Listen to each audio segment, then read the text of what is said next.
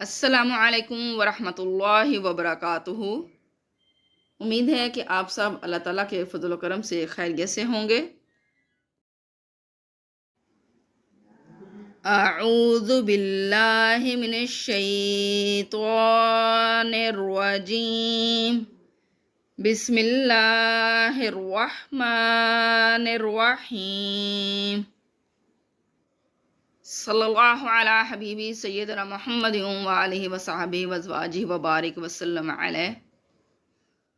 قل للمؤمنین یغضوا من ابصارهم ویحفظوا فروجهم ذلک ازکی لهم ان اللہ خبیر بما یصنعون۔ قل کہہ دیجئے، للمؤمنین مومن مردوں سے، مومنوں سے۔ اگر مومن کو جمع میں لیا جائے تو مومن مرد اور عورتیں دونوں آ جاتے ہیں، ٹھیک ہے۔ یہ واحد کا صیغہ ہی استعمال، مذکر کا صیغہ ہی استعمال کیا جاتا ہے موسٹلی سب کو جو ہے وہ یہ کہہ لیں کہ مخاطب کرنے کے لیے۔ تو یہاں ہم سب مومن، یعنی اس میں مرد اور عورتیں دونوں بھی ہیں۔ اگر ہم اس کو مردوں کے ساتھ ریلیٹ کرتے ہیں تو مومنین مرد کے لیے بھی حکم ہے، لیکن ہم اس کو جو ہے وہ سبھی کے ساتھ ریلیٹ کریں گے۔ اللہ تعالیٰ نے ہر جگہ پہ جو ہے جیسے یا ایھا الذین آمنوا کا لفظ مخاطب کیا، اور ویسے بھی کل للمؤمنین جیسے یہاں مومنوں سے پکار دیجیے تو مومنوں میں مومن مرد اور عورتیں دونوں آتی۔ کل کہہ دیجیے للمؤمنین مومن مردوں اور عورتوں سے، یغضوا، غض کا معنی ہوتا ہے کم کرنا یا جھکانا، ٹھیک ہے۔ تو یغضوا جھکا کر رکھیں، من ابصارہم اپنی آنکھیں، اپنی نظریں۔ ابصار بصیرت بصرہ سے ہے، بصرہ کا مطلب ہوتا ہے نظر، ٹھیک ہے، دیکھنا۔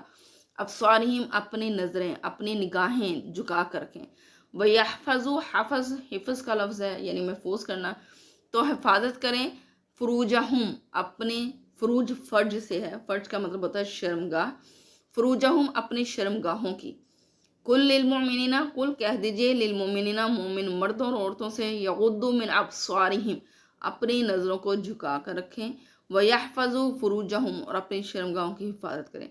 شرمگاہ کا سے مراد جو ہے وہ سطر ہے، سطر یعنی آپ کے جسم کا وہ حصہ جس کا چھپانا، پوشیدہ رکھنا ضروری ہے، اس کا حکم دیا گیا ہے۔ انسان شرم محسوس کرتا ہے اگر وہ کسی کے سامنے برہ نہ کرے، ٹھیک ہے۔ ذالکہ یہ ازکا زیادہ پاکیزہ ہے، لکم تمہارے لیے، لہم ان کے لیے، یہ ان کے لیے زیادہ پاکیزہ بات ہے۔ ان اللہ بے شک اللہ تعالیٰ، خبیر باخبر ہے، بما اس چیز سے، یصنعون جو وہ کرتے ہیں۔ یصنعون میں صنع کا لفظ جو ہے وہ پوشیدہ ہے۔ صنع کا معنی جو ہے وہ ہے، جیسے صنعت و حرفت، میں آپ کو اردو کا لفظ بتاؤں گی، صنعت و حرفت ہم لفظ استعمال کرتے ہیں، سواد نون اور عین جو لفظ ہے اس کا، یعنی یہ صرف، ٹھیک ہے، سواد نون اور عین، یعنی صنعت و حرفت یعنی کوئی بھی کام کاج جو آپ کرتے ہیں، ٹھیک ہے۔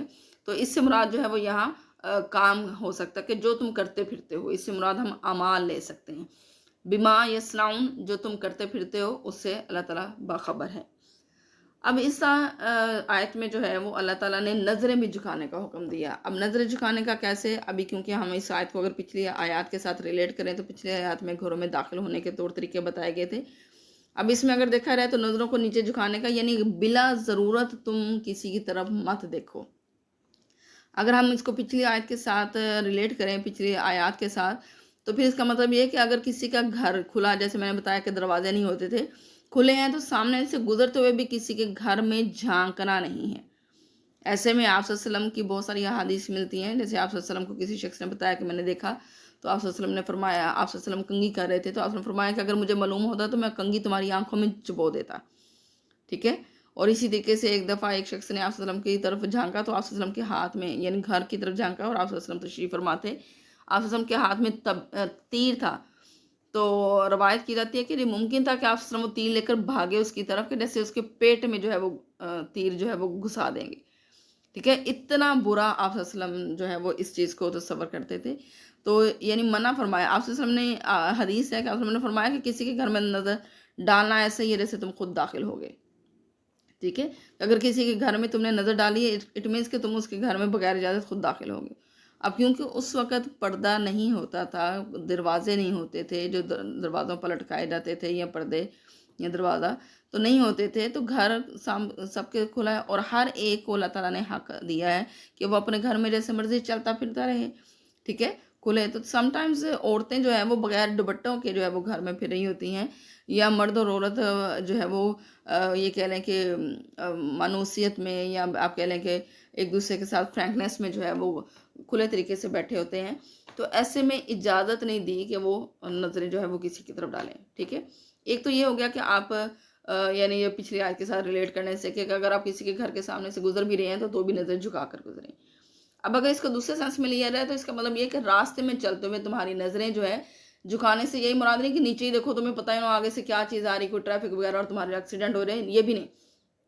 بلا ضرورت کسی کی طرف نظر نہیں ڈالیں. ٹھیک ہے، نظریں اس طرح سے جھکانی، اب دیکھیں اور اپنا راہ لیں، لیکن کسی کی طرف ارادتاً نظر نہیں ڈالیں. یغضوا من ابصارہم، اپنی نظروں کو جھکا کر رکھو، اپنی نظروں کو کم کرو. یہ جیسے میں نے کہا کہ غوض کا معنی جو ہے کم کرنا بھی، اپنی نظروں کو کم رکھو، یعنی ضرورتاً ہی صرف کسی کی طرف دکھا رہا ہے. ٹھیک ہے، وَيَحْفَظُوا فُرُوجَهُمْ، اور اپنی شرمگاہوں کی حفاظت کرو، مطلب اپنے ستر کی حفاظت کرو. اس کے بارے میں سورہ احزاب میں بھی حکم دیا گیا تھا، جیسے عورتوں کے لیے کہا گیا تھا کہ وہ اپنی چادروں کو نیچے لٹکا لیں، یعنی چہرے پر اور جسم پر اتنا لٹکا لیں کہ ان کی زینت ظاہر نہ ہو. ٹھیک ہے، ان کی جسم جو ہے وہ ظاہر نہ ہو. بالکل اسی طریقے سے مردوں کا سطر بھی بتایا گیا ہے. جتنا سطر مردوں کا بتایا گیا ہے کہ ناف سے لے کر جو ہے وہ گھٹنوں تک، اور یہ کہہ لیں کہ عورتوں کا جو ہے وہ صرف ہاتھ اور پیر سطر سے باہر ہے، باقی سب کچھ سطر میں. تو یہ بتایا گیا کہ اپنے سطر کی حفاظت کرو، کسی کے سامنے اپنا سطر ظاہر نہ کرو. اب ایسے میں اگر ہم اس آیت کے حصے کو پچھلی آیت کے حصے کے ساتھ میچ کریں، یغضوا من ابصارہم ویحفظوا فروجہم، تو اس کا مطلب یہ کہ کسی کی سطر کے اوپر بھی نظر نہ ڈالو. ٹھیک ہے، کسی کے سطر کے اوپر، کسی کے، یعنی آپ صلی اللہ علیہ وسلم نے جیسے حضرت علی کی روایت ملتی ہے کہ حضرت علی فرماتے ہیں کہ آپ صلی اللہ علیہ وسلم نے کہا کہ تم کسی کے ران کی طرف بھی نہ نظر ڈالو. ٹھیک ہے، کسی کی ٹانگوں کی طرف، یعنی ران والے حصے پر، چاہے وہ برہنہ ہے یا نہیں برہنہ، یہاں تک کہ آپ صلی اللہ علیہ وسلم نے فرمایا کہ چاہے وہ انسان زندہ ہے یا مردہ. ٹھیک ہے، مردہ انسان بھی ہے تو بھی اس کے سطر کی طرف نہیں دیکھنا. اور یہی یعنی مطلب یہ کہہ لیں کہ مرد اور عورت کے لحاظ سے کہ مرد اور عورت کسی کے جسم کے سطر والے حصے کی طرف بھی جو ہے وہ نظر نہ ڈالیں. صرف اس چیز کے کہ جو ضرورتاً کس لحاظ سے ہو سکتا ہے، یعنی محرم جو ہے وہ اپنے محرم کی طرف نظر ڈال سکتے ہیں، میاں بیوی ایک دوسرے کی طرف دیکھ سکتے ہیں، یا پھر ڈاکٹر نے جو علاج کرنا ہے، اب اس کا علاج کچھ اس طرح سے ہے تو اس میں جو ہے وہ اس کی نظر جا سکتی ہے. تو یہ اس قسم کے مطلب یہ کہنے کے پاسبلٹیز ہے، ادروائز نہیں.